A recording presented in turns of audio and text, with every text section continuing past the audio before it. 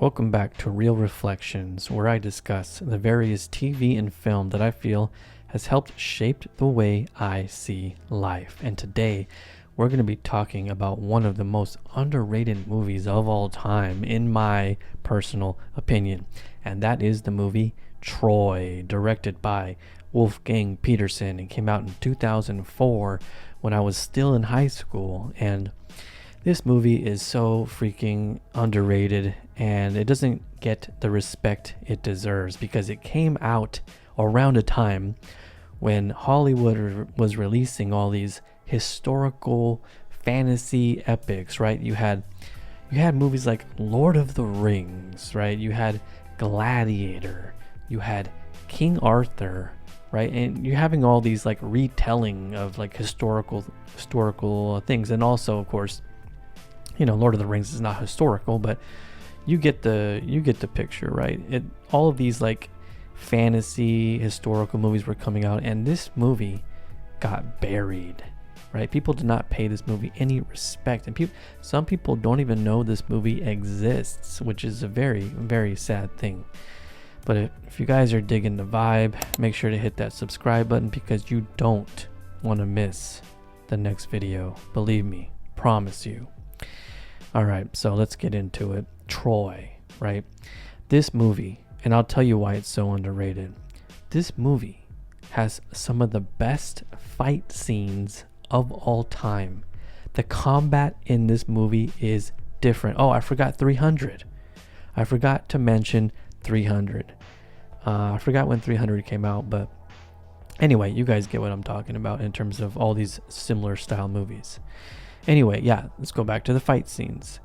In this movie, the fight scenes just look more brutal. Like, you try and compare a fight scene from Troy to a fight scene from Lord of the Rings. I can't go back and watch the sword play and the fight scenes from Lord of the Rings after watching Troy because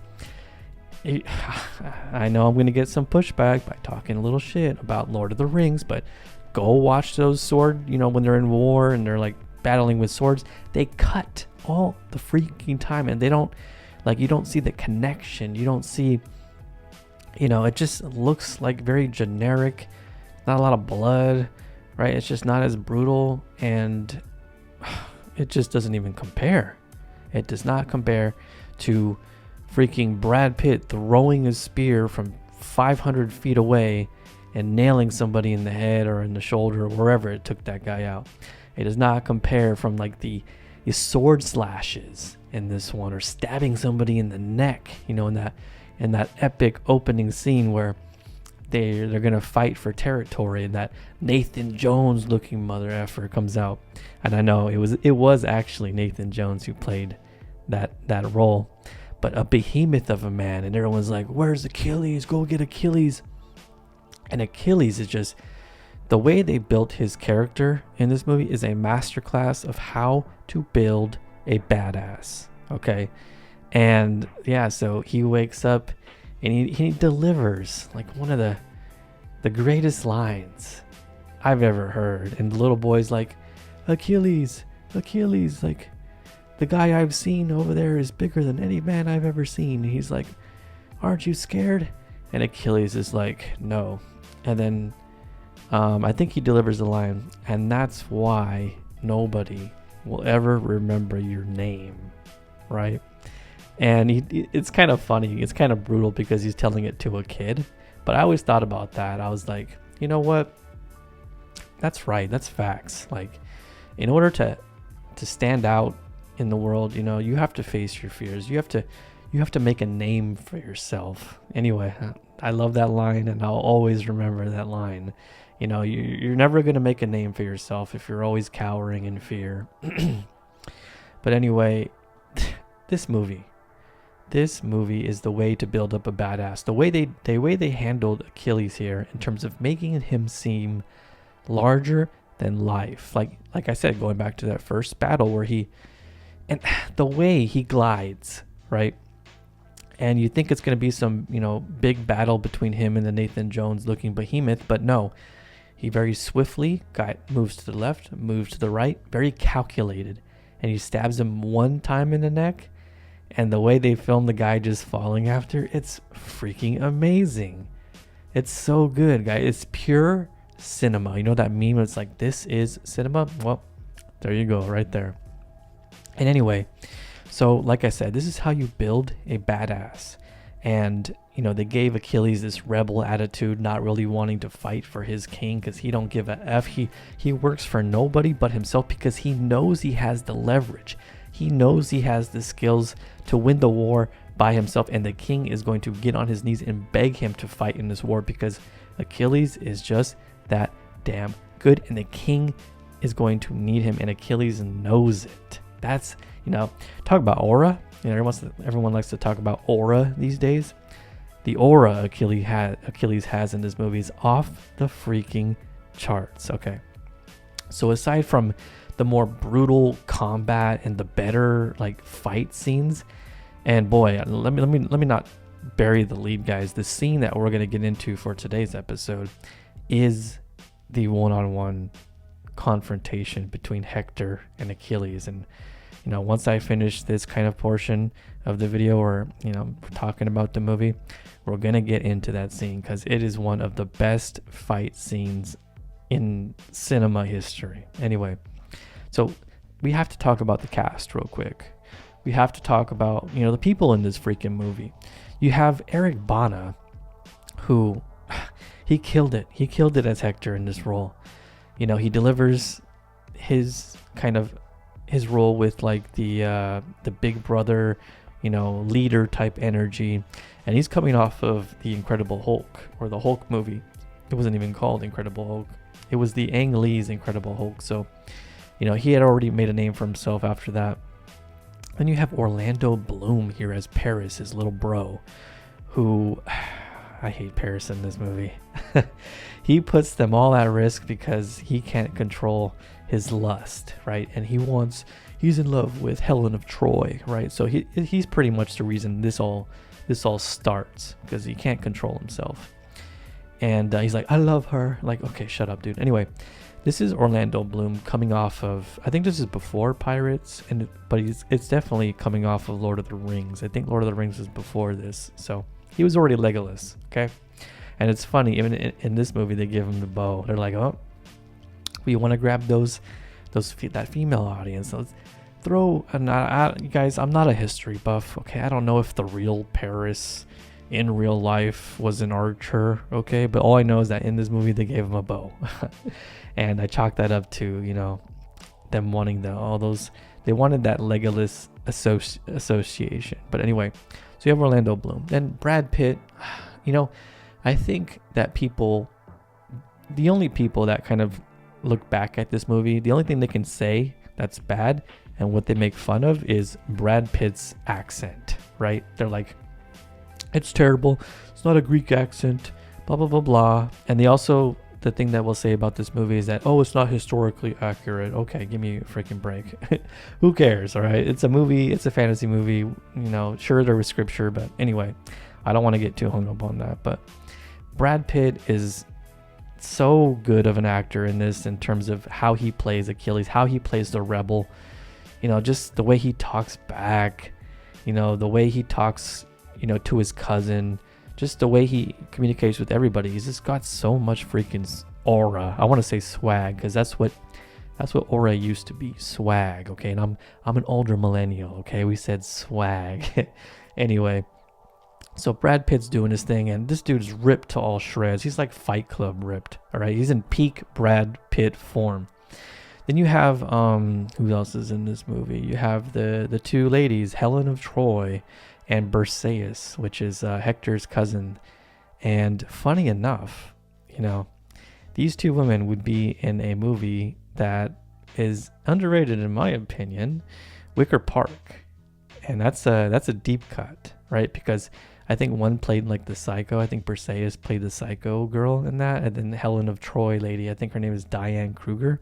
She played the love interest. And Josh Hartnett was in that movie. And that's a fun little fact. If you enjoyed, both of those names, those women were still coming up. But that's a funny link there. Then you have the actor who played Agamemnon.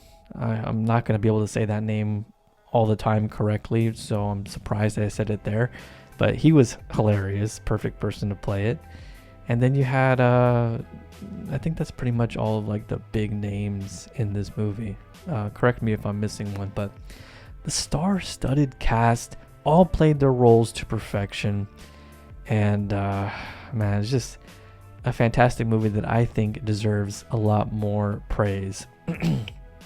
Now, the main event that we want to talk about, obviously. Actually, before we get to the main, we have to talk about what led to the main event. Okay, and when I say the main event, I'm talking about the showdown between Hector and Achilles.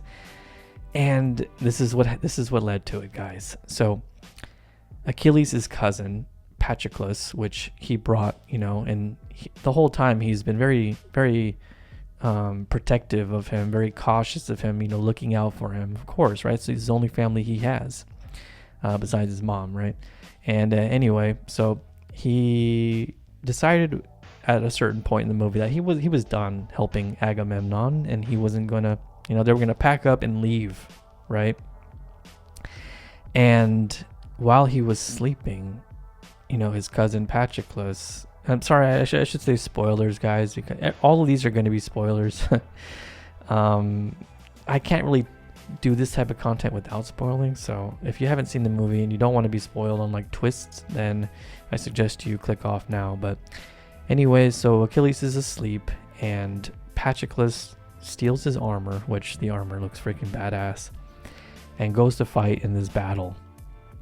And there is like a little circle forming, and we finally get to see what we think is Hector versus Achilles, but we know it's not. It's his cousin in his outfit, his costume, his armor, okay?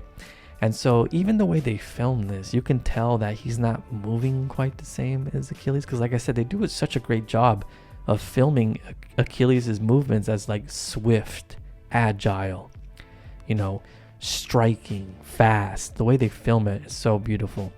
And now, this Achilles, you can see him in there. He struggles at one point, and it kind of makes you raise your eyebrow, like, huh?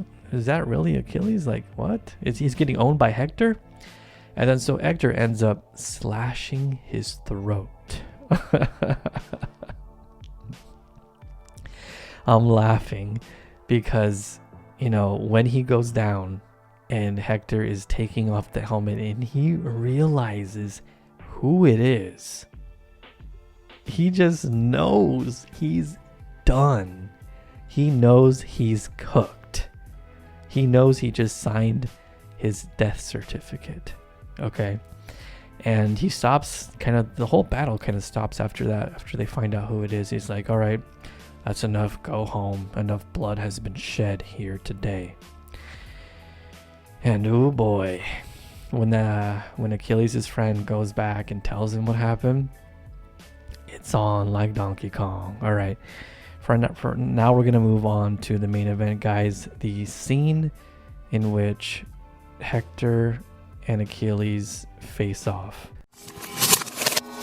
All right, let's get into the actual fight scene, because this is one of the most underrated fight scenes in the history of cinema. Now you have Hector and you have Achilles, and Achilles is slowly approaching, this whole huge Trojan wall, right?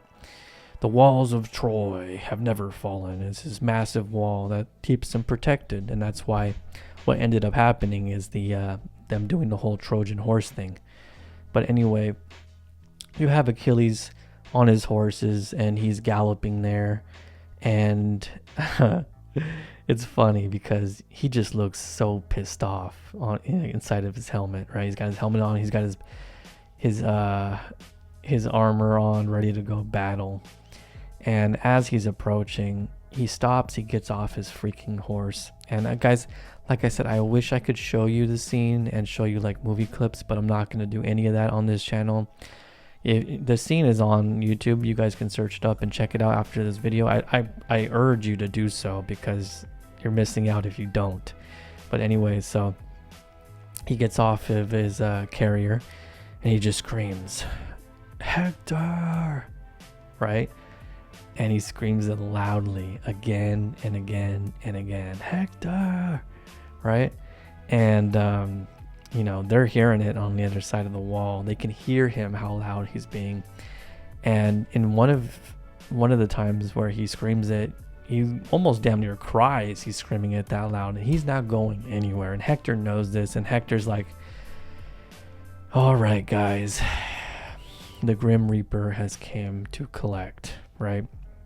I need to go out there, and I need to have the honor in facing this guy and what I just did to his cousin. And so Hector says his goodbyes, right? He hugs everybody because everybody knows, like, this is very dangerous, and he might not even come back alive. So Hector says his goodbyes to his wife and his baby. Says goodbye to his coward brother, Paris Orlando Bloom.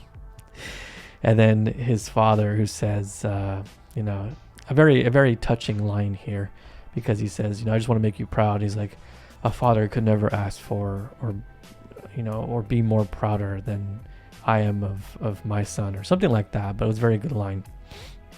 Anyway, so here comes Hector. The gate opens. He walks out. And Achilles is just so pissed, dude.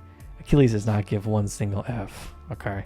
He's standing there. Hector's like, for all it's worth, I thought it was you under that armor. And Achilles is like, he takes off his mask and he throws it on the ground. He's like, now you know who you're fighting, right? So badass, right? And then he goes, they start talking a little bit more. And he's like, well, this time,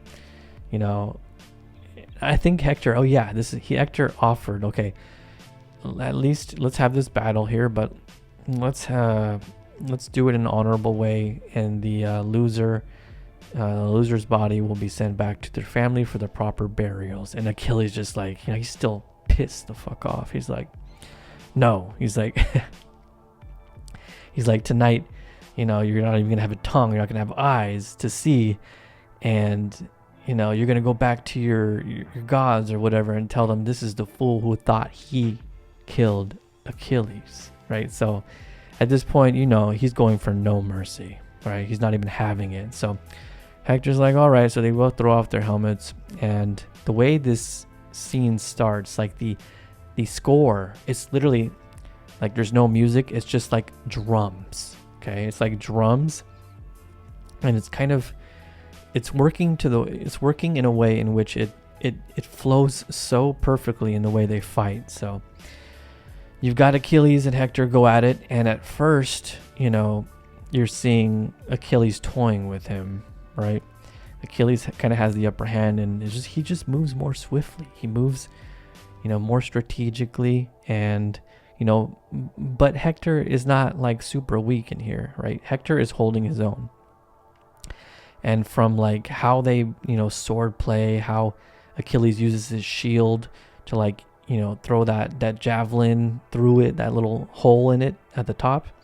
And also like he slings the freaking javelin. It's so good. You guys have to watch this scene. I swear it's so freaking good. And then, like I said, Hector does get a little slice on Achilles' vest, and Achilles kind of looks at his vest like, well, what? He's like, he's never been touched before, which is absolutely wild. But anyway, this fight scene goes on, and you can see Hector kind of getting tired towards the end of it, and he loses his shield, and at that point it's not looking good for dear old Hector. And so you have, the ending where they're both going at it. And at the end, Achilles does like this. He does this thing where he like spins almost. He does like a twirl. And he ends up, throwing this javelin into Hector's shoulder. And that was it. Hector falls to his knees. And then Achilles delivers the final blow, which is a sword to the neck. And after that, it's devastating. It's devastating for Hector's family. They all like drop to their knees and realize what's happened. You know, a father lost his son, a brother lost his brother, a wife lost her husband, so on and so forth. And you know, this is one of the crazy parts of the movie, because you know, Achilles, we want to like him as Brad Pitt, and we do like him. We like his plight throughout this whole movie, but he does something here that kind of we don't like as viewers. We're like, come on, dude, like you already beat him, right? But he ties up his legs and he drags him all the way back. He drives his lifeless corpse all the way back to camp. And we don't like seeing this as an audience, because we're like, that's not honorable, dude. Like, I know this guy killed your cousin, but come on.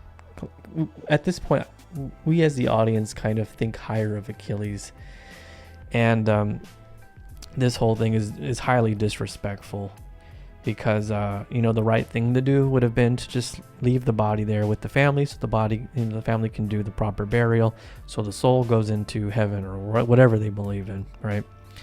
But no, he drags it all the way back. Now eventually later on in the movie, the Hector's father does pay Achilles a visit at his camp, and Achilles does do the honorable thing and give the body back to Hector's family. But I want you guys to rewatch this fight scene. It's fantastic, from the music to the drums to how it was shot, how it was choreographed.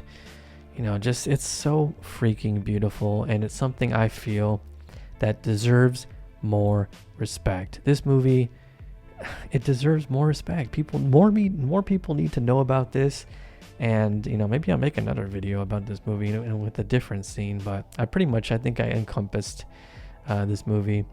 Now, if it were to rank it amongst the others, and when I said King Arthur in the beginning of this movie, I bet a lot of you guys were like, "What? They had a King Arthur movie?" And yeah, Clive Owen actually played King Arthur. And guess who was the woman in that movie? It was Keira Knightley. Okay, so you know, these actors were being passed around here, you know, from Pirates of the Caribbean to King Arthur. But anyway, so I mean, if you're gonna ask me, like, Gladiator or Troy, which one would you rather watch again? I'm gonna say Troy, because yes, Gladiator's fantastic, but Gladiator's more of like a slow burn watch to me.